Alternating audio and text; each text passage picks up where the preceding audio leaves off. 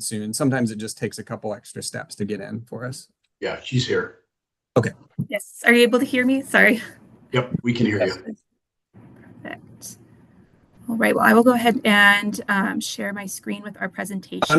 Annika, they have the, One second. I could just they're gonna interject here, a point of order. If the folks from the, auditor's office could just sort of stand by and let the president of the board kick this thing off, and we'll get to you guys when you're on the agenda. Thank you. Yeah, it'll just take me a couple minutes here. So, yep. Okay, everybody ready? We're on recorded, Chief? We are all set. Doing right. all the things. Great. All right, good afternoon, everybody. Welcome to the March 17th, 2025 regular meeting of the Whatcom County Fire Protection District 4 Board of Commissioners. Happy St. Patrick's Day. We'll start with roll call. My name is Steve Cooley. I'm a commissioner. Tim Johnson, Commissioner. Mark Land, Commissioner. Jason Vanderveen, Fire Chief. Okay, and Jessica, you're also here, right? Jessica, yep. Jessica, and she is the finance specialist for North Whatcom. Finance specialist. Yes. And then it looks like somebody want to go ahead and just introduce the guests, and then I have one more comment to make, and then we can proceed with you all.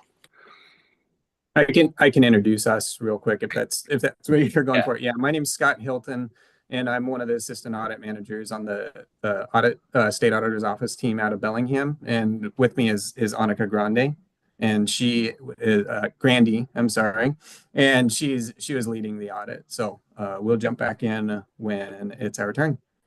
Great. Well, it probably won't be long because we're moving now to the public comment period. Chief, do we have anybody that would like to make comments in public? No, sir. Okay, so I will open and then close the public comment period. And that brings us to the next item on our agenda, which is the auditor. So Scott, take it away.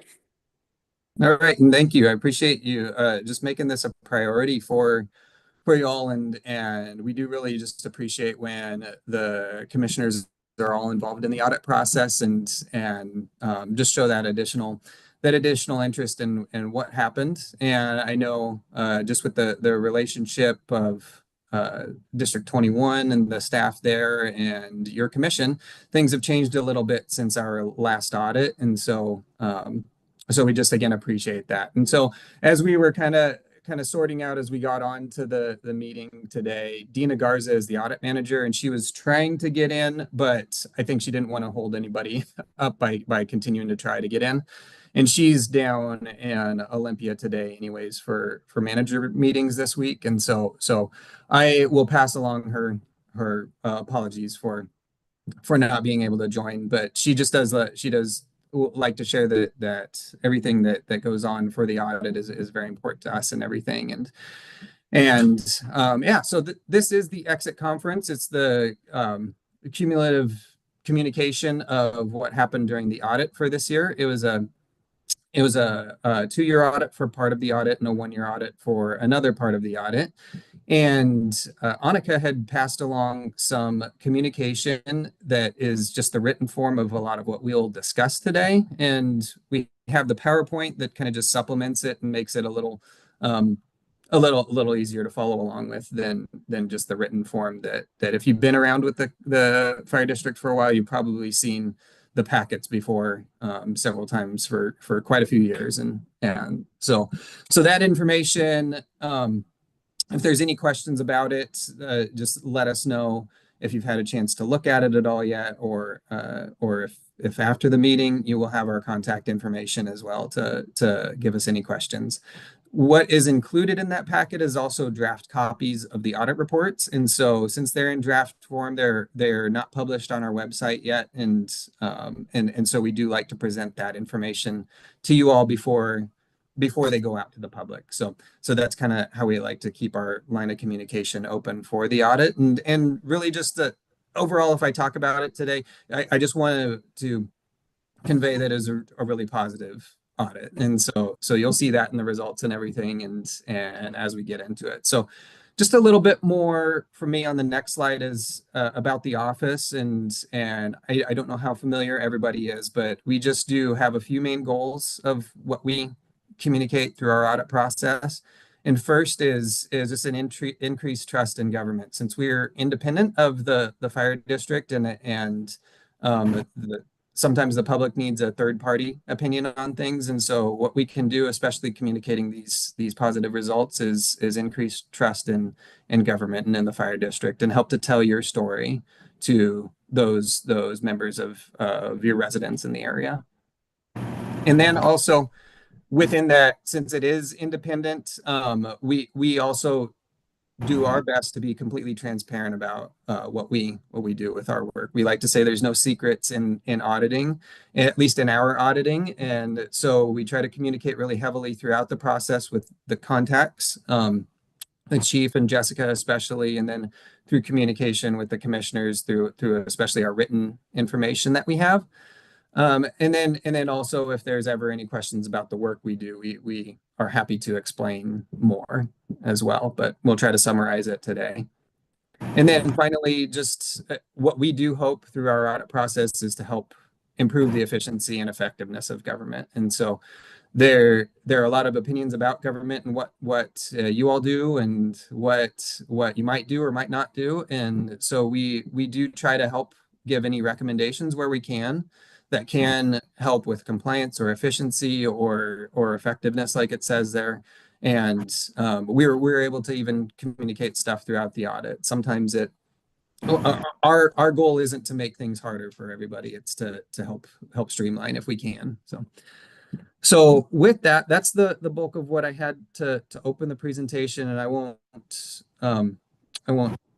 hold up Annika anymore from communicating the results. So I'll pass it over to Annika. Thank you, Scott. So I will start by going over the results of our accountability audit. We performed an accountability audit for the district for the 2-year period between January of 2022 and December of 2023. The purpose of our accountability audits, we take a look at the district compliance with selected areas, so whether that's state regulations or state laws, the district's own policies, grants, contracts, things like that. And we take a look at the district's compliance with those relevant areas, as well as overall the district's processes for safeguarding public resources and the use of public funds. And so we always like to start with just the overall results of the audit. Don't want to keep you waiting. For the accountability audit, we found that in all selected areas, district operations complied with the relevant and applicable laws, regulations, policies, and that the district operations provided adequate controls over the safeguarding of public resources. And these results are summarized in the draft accountability audit packet, are on page 4 of the packet that we've provided. In terms of the specific areas that we looked at this audit cycle, we looked at the district's compliance with interlocal agreement terms. And so we know that the district contracts with District 21 for a lot of services. And we knew through our different planning procedures that there had been a couple recent amendments. And so we thought that this audit cycle was a good opportunity to look at the district's compliance with those terms. And then we also look at, as part of all of our accountability audits, the open public meeting, or the district's compliance with open public meeting requirements, as well as financial conditions, so an overall review of where the district's at financially, and if there are any concerns or indicators of financial distress. And so again, as mentioned on the prior slide, we found that in all of these areas, the district was in compliance and had controls over the safeguarding of public resources. So pretty straightforward results there, but I can pause here for a minute. Does anybody have any specific questions about the accountability audit? No, not that I can think of. Thank you. All right, I can move on then to the results of the financial statement audit. So this audit has a slightly different period. We looked at the 1-year period of January 2023 through December of 2023. And the purpose of our financial statement audits is that we take a look at the district's financial statements and are able to then provide an opinion on whether the statements are presented fairly and materially accurate so that any end users can make decisions off of the financial statements. And so the opinion, we will be issuing an unmodified opinion in accordance with the BAR's manual, and that is the most ideal opinion that the district can receive. So that's wonderful news. We also, as part of our financial statement audit, look at the district's internal controls over financial statement preparation. And we are reporting no significant deficiencies in internal controls. We did not identify any deficiencies that we considered to be material weaknesses. And we did not note any instances of non-compliance that were material to the district's financial statements. So an overall very clean financial statement audit. Can you explain on the previous slide there, Yeah. what is the adverse opinion thing there on, what does that mean? Yes. Yeah, so that since the district reports on a cash basis, that adverse opinion on US GAAP is a required disclosure that we have that just notes that the district does not report on the US GAAP basis, but rather the cash basis. Scott, do you have any more details? Yeah. The Washington State allows for reporting on a cash basis, and so when that is the case, audit standards require that we do report the adverse opinion for US GAAP, but it's strictly for required reporting. Okay, so it doesn't mean so no concerns with it. It's fully allowed and normal. It just, I think I want to say it was 2016 or 2017, the audit standards started requiring that if there's other allowed reporting that governments do that isn't GAAP, that we have to put an adverse opinion for the GAAP there. Yeah. Okay, thank you. Appreciate that. And then there are a couple other required communications that we have for the financial statement audit. As part of our audit, we're required to let you all know as the board if we identified any misstatements, material or immaterial. And so we're again happy to report that we didn't identify any material misstatements, as well as no uncorrected immaterial misstatements. And another area that we look at as part of our financial statement audit is the risk of management override of controls. This is an area that we look at for every financial statement audit that we do. Again, it's just a risk with creation of financial statements in general. So we look at that as part of our financial statement testing. We get an understanding of the district's controls over preparing the financial statements. And if there's any concerns that management could override any of those controls and report inaccurate information on the financial statements. And so again, we looked at this as part of our audit and had no concerns. So just want to communicate that to you all. I believe then that those are really the main communications in terms of the financial statement audit. Are there any other questions about the financial statement audit specifically? Not for me, thank you. All right, then I would like to take a minute here now that we've gone over the results of the audit to thank both Jessica and Chief Vanderveen for all of their work on the audit. I just appreciate overall the great communications that we've had with you both. Very clear and direct communications and staying just in such close contact over the course of the audit has really just helped things go very smoothly. And just wanted to especially commend Jessica on her first audit with our office. And so just to have, as we've gone through and as you've seen very clean results for the audit as a whole, just really want to commend Jessica on great results on her first audit. But with that, I will pass it off to Scott to talk a little bit more about report publication and some other logistical items. Yeah, just some things I want to make sure to communicate so you're aware of as we wrap this up, that the audit reports, as I mentioned, are draft copies, and then will be published on our website probably later this week. They usually go out on Thursdays or Mondays, and so if you're signed up for the subscription service. You see the link here on the screen. I believe there might be a link for it in the packet that was passed along, but you can sign up on our website to get notified if your district has an audit report, which you're all here, you know it's coming out. But also you can customize that, and you can actually select individual other fire districts or the local governments in your area, like cities, towns, whatever, to get notification of those audit reports as well. So it is just a nice way to stay connected and informed on what's happening related to audits in the state.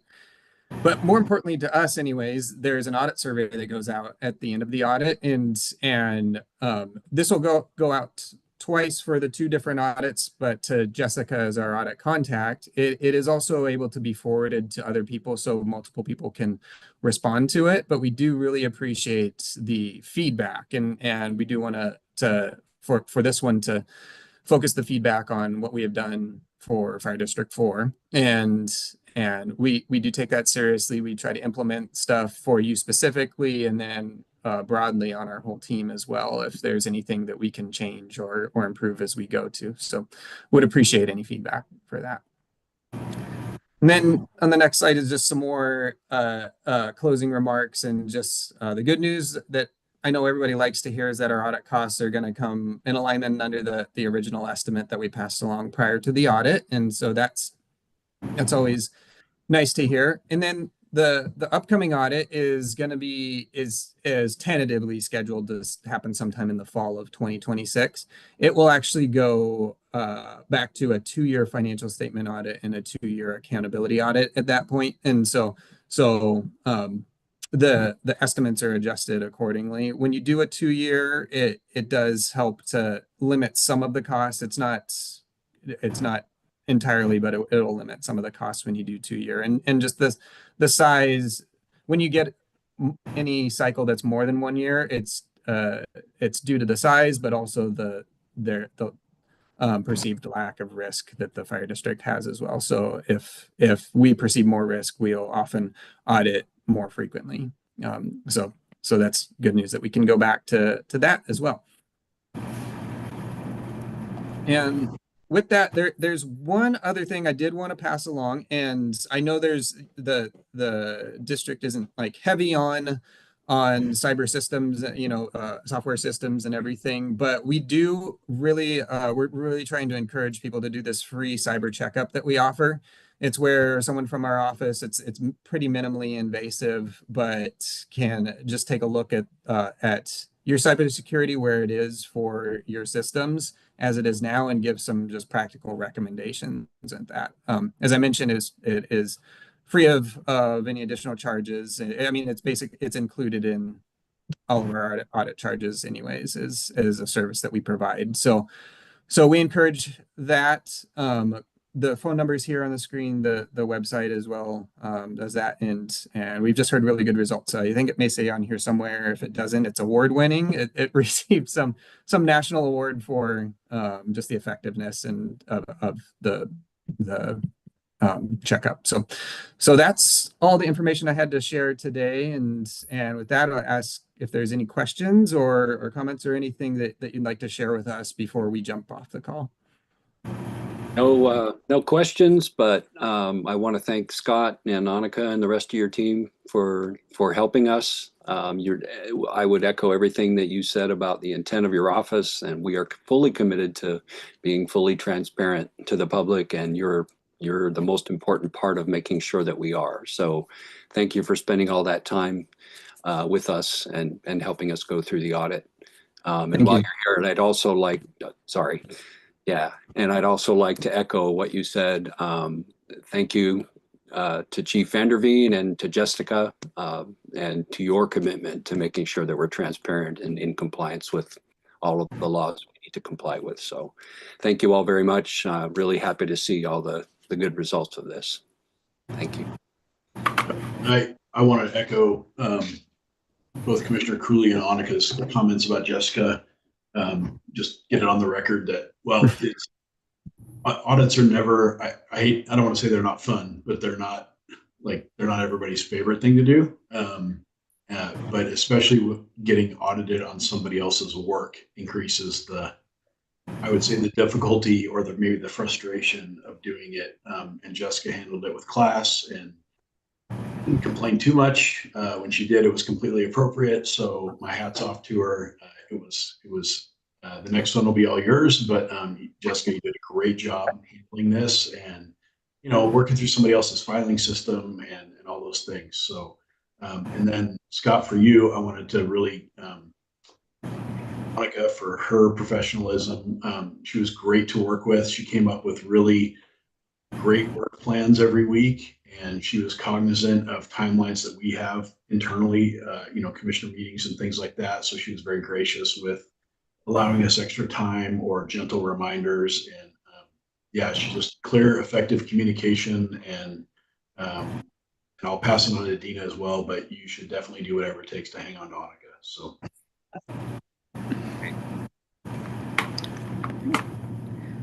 Anybody else have questions or comments before we let the audit folks go? Thank you. Okay, thank you. Thank you. Jessica. Yeah, Thank you. Great day. Okay. We will now move on to approval of our consent agenda. All matters within the consent agenda have been distributed to each member of the Board of Commissioners for review, are considered routine, and will be enacted by one motion of the board with no separate discussion. If a separate discussion is desired, that item may be removed from the consent agenda and placed on the regular agenda by request. And our consent agenda this week includes our meeting minutes from February 10th. I don't need to pull this out for separate discussion, but I do want to note that I think we need to correct one little typo. I don't know if Jenny's on. I don't know if she's listening, but Chief, bottom of the second page, where the sentence that says, unless it proves to be a huge advantage, the district is amenable to continue to contract for services with District 21. I think she means disadvantage there. So barring any disadvantage, we are amenable to, or perhaps you could reword that. It just didn't make sense to me. Does that make sense? Yeah, I see what you're talking about. I'll chat with Jenny about it. And so, okay. Yeah, that's the only thing I saw in the meeting minutes. Staff reports, which again, I don't need to pull out a specific discussion item, but I had a question. Chief, do we own any of those road rescue ambulances? Or is that Fire District 4 does not? No. Okay. They're all owned by Fire District 21. Okay. Yeah, I saw the concerns you noted in there about those. So, okay, just wanted to double check that. So we have staff reports, financial reports, voucher, payroll, and benefits. And this week, our direct deposit payroll is $483. Our monthly expenditure voucher is $21,545.97 for a total of $22,028.97. And looks like Jessica also put a total revenues for February was $28,302.13. So with all of that being said, I will entertain a motion to approve the consent agenda. I'd move to approve the consent agenda with the one correction to the typo minutes that Steve mentioned. Thank you, Commissioner Land. Do I have a second? I'll second the motion.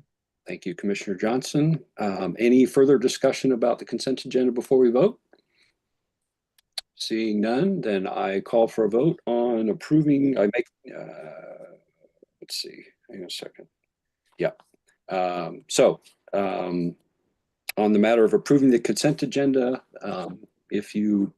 I'm getting tongue-tied for some reason, but what we're going to do now is vote on the consent agenda.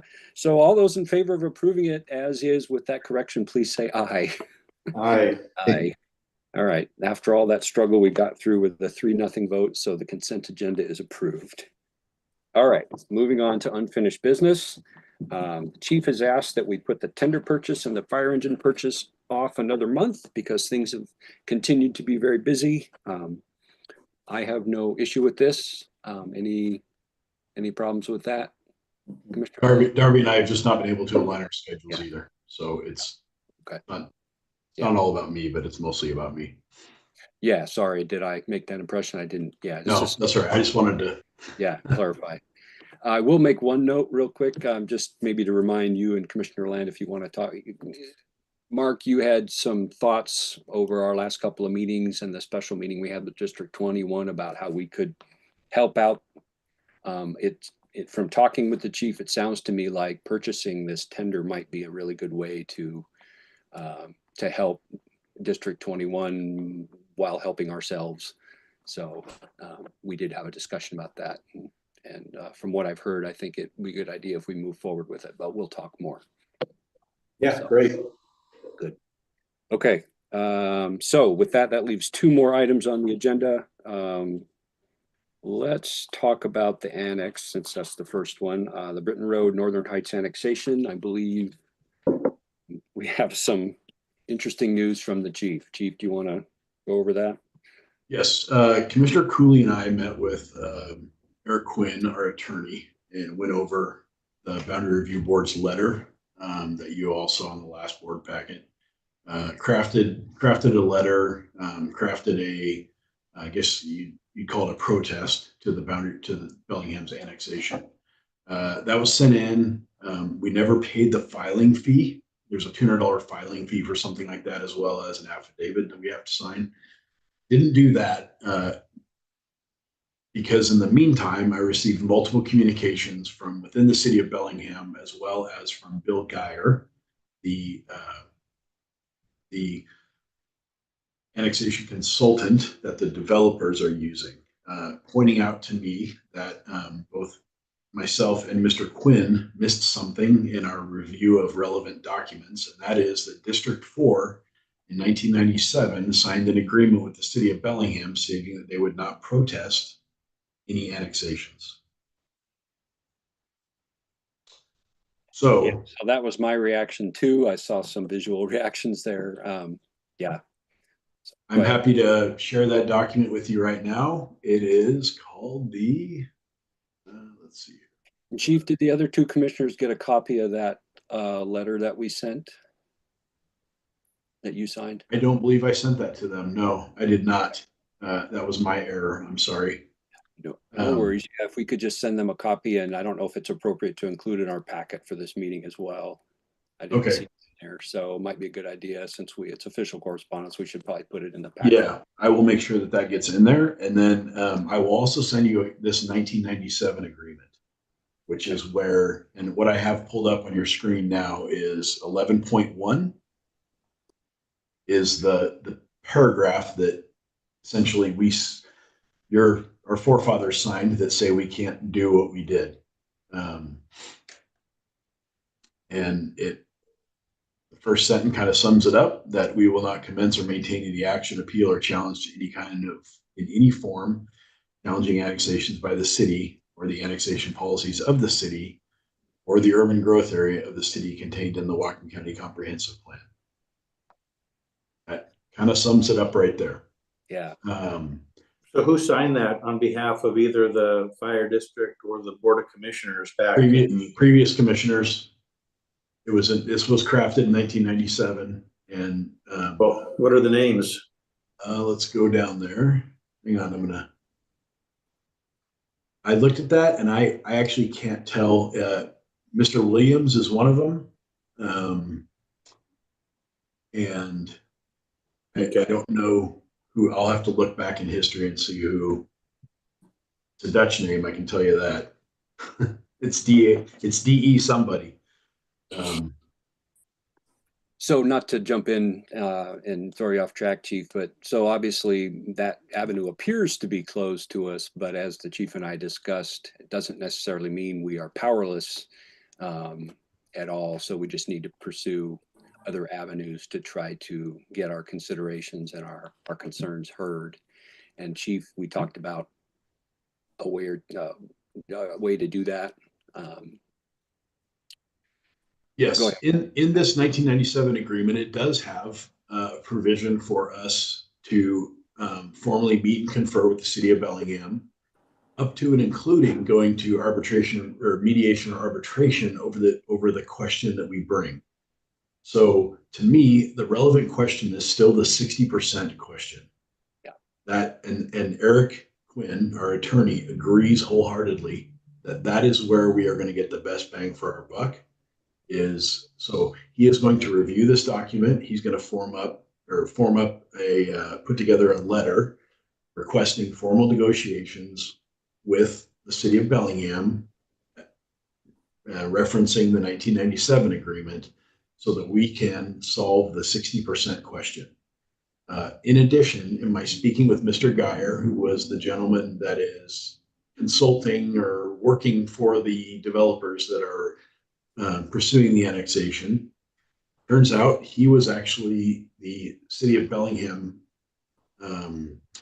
He was the planner at the time. He was the head of the planning office when this 1997 agreement was crafted.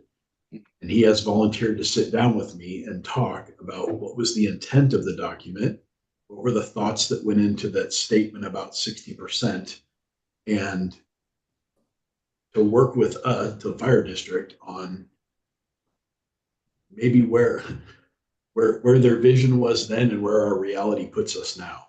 And what I explained to him in really clear terms, politely, was that we're getting squeezed. If I'm really transparent, and since I'm on public record, sure, we can go ahead and the city of Bellingham will pay us revenue for 3 years as mitigation funds, but we still have to provide service to someone that lives off Y Road or Noon Road or Xander in the rural part of the county.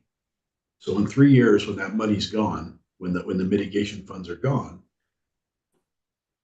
the way that the 1% limitation works is the district can set its budget 1% higher than last year.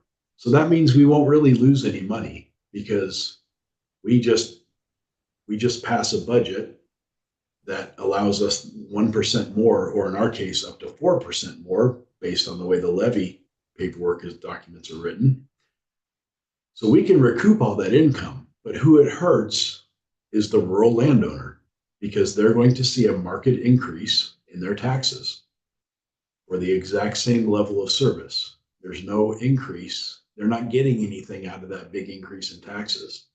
And we all watch the news, and if nothing else, we watch social media, and people are done. They're tired of it. And unfortunately, this annexation agreement, based on the 1990, referencing the 1997 agreement, the city of this isn't going to cost the city of Bellingham that much. It's going to cost them a little bit in lost revenue, but they're going to rely on the auto aid agreement, which comes from District 4. So there's some good questions, some hard questions, and we need to be fairly yoked in this, and right now we're not. So again, that 1997 agreement does have provisions for mediation and arbitration if we were to come to loggerheads with the city. I don't see that happening. I think we need to open negotiations formally and work towards a resolution of this so that it doesn't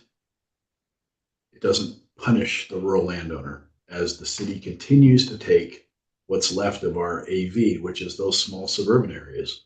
And I'll say it, they have a demonstrated history of doing it.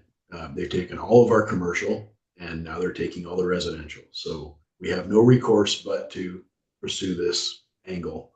But we have to do it the proper way. And I don't want to. Go ahead. We can force something through the boundary review board and be in violation of the agreement, but that just sets us off on a bad foot. So let's try it. Let's try the right way first, and then if we have to, we'll go, like I said, mediation or arbitration. So that is an update on the annexation. Still not entirely sure that the city's going to approve it. As a matter of fact, I believe that city staff is not recommending approval, but the electeds are the ones that are going to decide in the end. So we'll have to see what that is. But in the meantime, Mr. Quinn is going to review this document in its entirety, draft up the appropriate letter to get Bellingham to the table, and move forward from there. And you're going to set up a meeting with Mr. Geyer, or is that? And I'm going to meet with Mr. Geyer next week. Yes. Okay, great. Sounds good. Comments or questions, gentlemen, on any of that? Yeah, but they haven't fully formulated in my head. Yeah. Yeah. I remember Bill Geyer being on the city staff. It's funny, I remembered him as maybe in the city attorney's office, but must have been planning.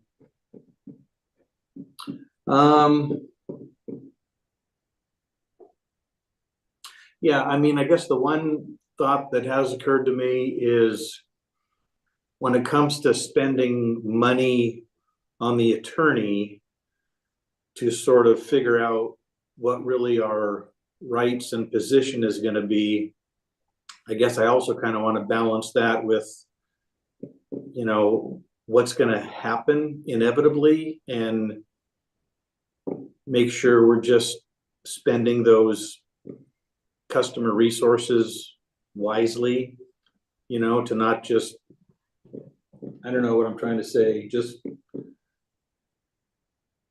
yeah, sorry, I probably shouldn't have started because I don't have the question yet in my head, right? No worries. Yeah, my thought is, yeah, with the spending money, additional money on the attorney, it seems to me like we do need to go ahead and move forward and address this. We need to get this 60% thing addressed, because regardless of whether the annexation goes through or not, you know, we need to, it's eventually we're gonna, you know, that's probably gonna happen. So we need to get that addressed. Commissioner Land, I do want to just comment really quick. I do want you to know that was when Mr. Quinn and I spoke, he indicated that we could probably fight this 1997 agreement, and there's loopholes here and there's loopholes there. And I right, wrong, or indifferent, I said, no, we're not gonna. If there's already a vessel that would shorten the distance between us and Bellingham sitting down at the table and hashing out this 60% thing, that's the big piece that we need to sort out. We don't need to spend our money fighting, you know, sending appeals and doing all this stuff. I'm very cognizant. I just want you to know that I was super cognizant of how that we need to spend our resources extremely wisely, and not just start throwing everything against the wall and see if it sticks. That we need to come up with a smart, responsible plan before we move forward. But I do want him to review this entire 97 agreement for two reasons. One is, frankly, he already had it, and so he and I both missed this. So I want him to review it. And then and I missed it too. So, you know, that's on me. But we do need to, if he can just provide us an outline, the negotiations can be handled by us. We don't need him to come in and negotiate for us. Oh, okay. I see. Yep. Chief, That's not my vision for this, is to have him spend 100 hours negotiating this. I need him to give me the key points, and then I'll sit down with the city and we'll negotiate it. Yeah, I think you captured and paraphrased what I hadn't even said, which was the point I was trying to make. So I appreciate that.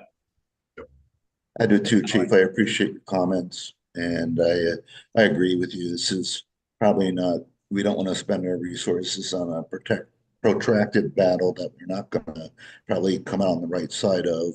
But I do think we need to probably spend some resources to make sure we understand the 60%. Right. Yep. Yeah, and I concur with it. Now that I understand what Mark was getting at, I get it.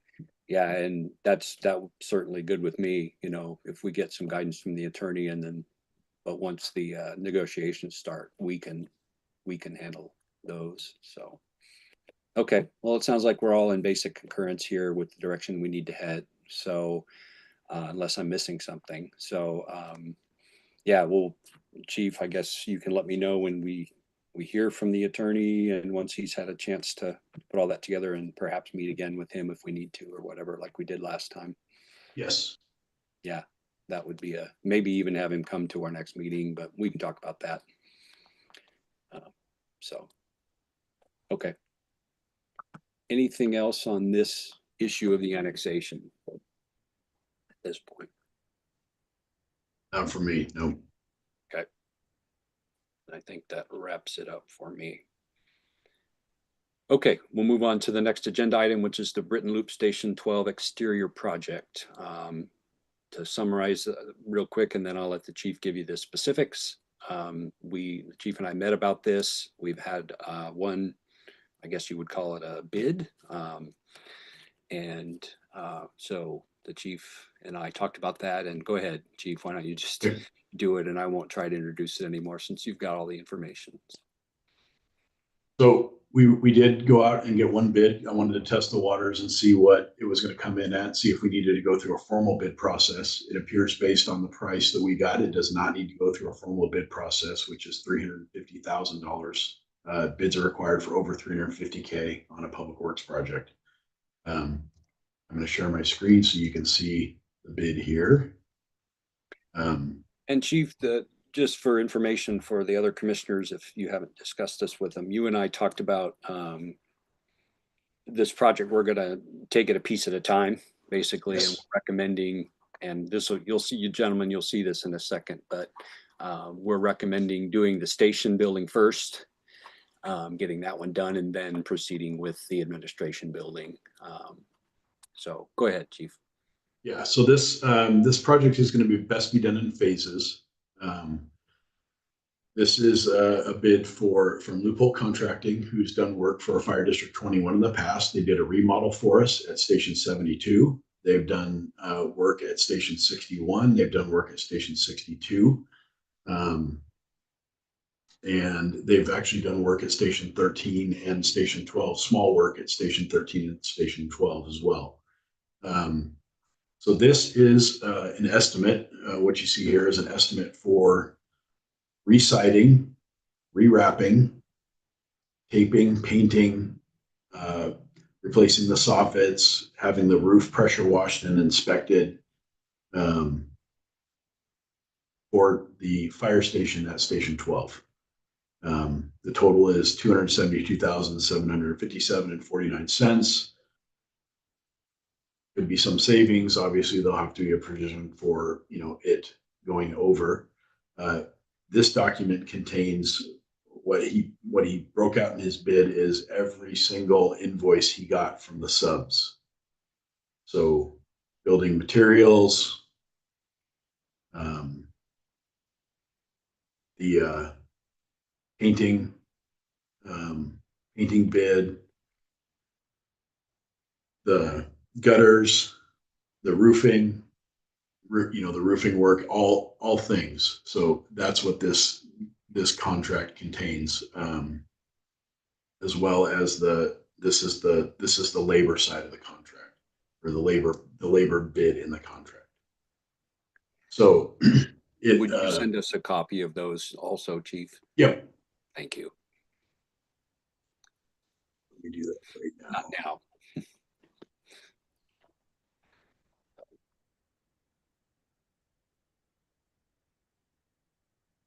So what the chief, while he's doing what he's doing, what the chief and I talked about was just moving ahead with this particular contractor. Hang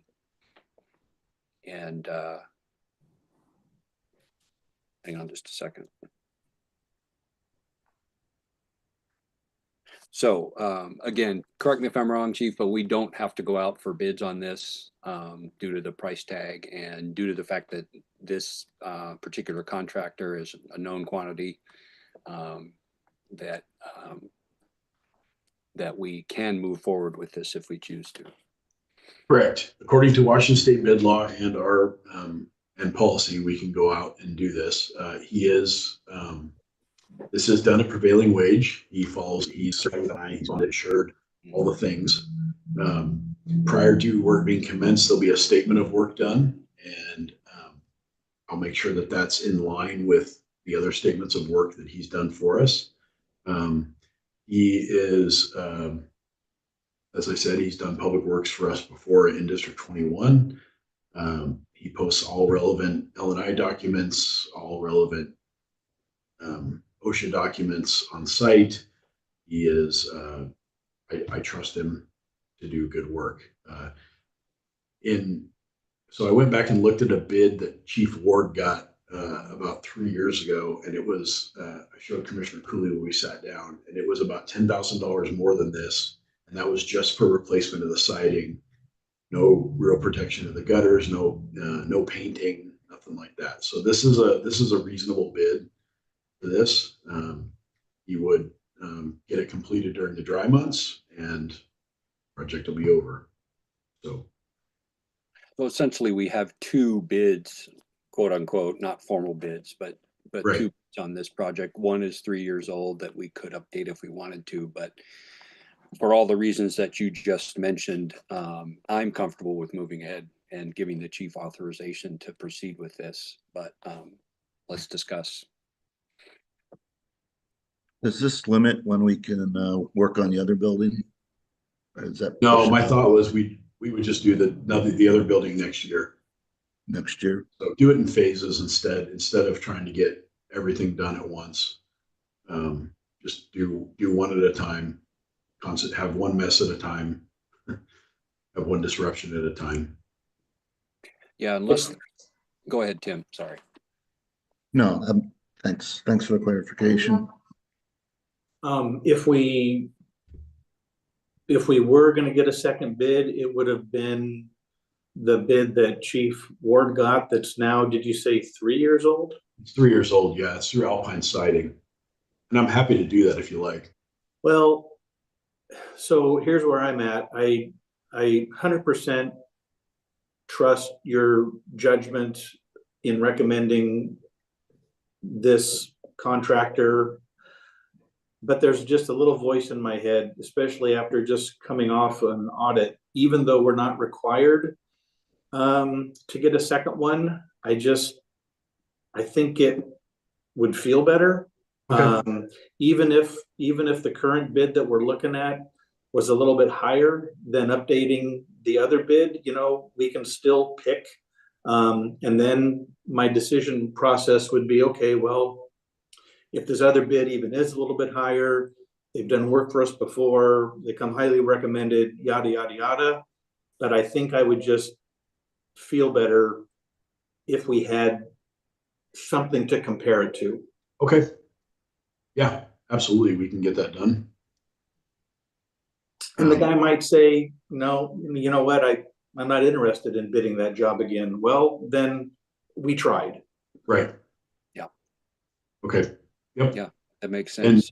Just so I'm not trying to give Jenny hives, but would it possible for us to have possibly a special meeting to review those bids if I can get them done in a short manner of time, so I can give whoever gets it the okay to move forward, so we can get cracking in April or May. Okay, thank you. Yeah. So you think that would be in a week or two? I'm hoping. Yeah, I'm going to call them today and see if we can get them out there and get a bid here. And yeah, and that should be pretty quick and easy, because in a special meeting, it's basically just, you're only talking about the one thing. Yep. Yeah. Yep. Okay. Yep. Great. I fully support that as well. Okay. That sounds like a reasonable thing to do. And yeah, it kind of covers that. Well, even though we're not required to get another bid, let's go ahead and see what else is out there. So. Okay. Okay. Great. Any other comments about that issue? So we'll plan on a special meeting once you get that information, right, Chief? Yep. Okay. That's it moving forward. Any other comments about that issue? Questions? Okay. Great. Well, then that's all that we have on unfinished business. No new business that I'm aware of. Anything else that we need to address today? There's nothing on the agenda. Okay. Yeah, the correspondence, we saw the one letter from the audit. It's actually the one that you all sign to the auditors. But yeah, we'll go ahead and get the audit paperwork sent out to the rest of us as well, and including it in the packet would be good, I think. Yeah, what you got, they had asked us, the reason you got 2 documents with your board packet was they had asked us that the preliminary report not be included in official documents since Right. it wasn't completely done. So yes. Right. Yeah. Yep. Okay. And we will also request, or we've requested the PowerPoint that they showed as well, so as part of the packet, the meeting packet. So Great. Okay. Next item on the agenda is our next board meeting, which is April 14th. Looks good for me at this point. Anybody else? All right. I see a thumbs up. Anybody else have an issue? Let us know. No specific agenda items from me for the next meeting other than what we've been talking about. Anybody else have anything you want to put on the agenda? So yeah, Chief, I think we'll definitely talk about the annexation and this project, although we're going to have a special meeting on that. So, okay. So with that, please remember to go down the hill to sign documents. And other than that, anything else for the good of the order? no, Commissioner Johnson, I understand you're not going to be back in town till what you texted me. That's great. Yeah, Commissioner Cooley, Commissioner Land, if you could text me when you get done signing, that would be awesome. Yep. Will do. Yep, will do. All right. So Well, then I will call the meeting adjourned. Thank you very much, everybody. Have a good day. Thanks, everybody. thank you. Bye.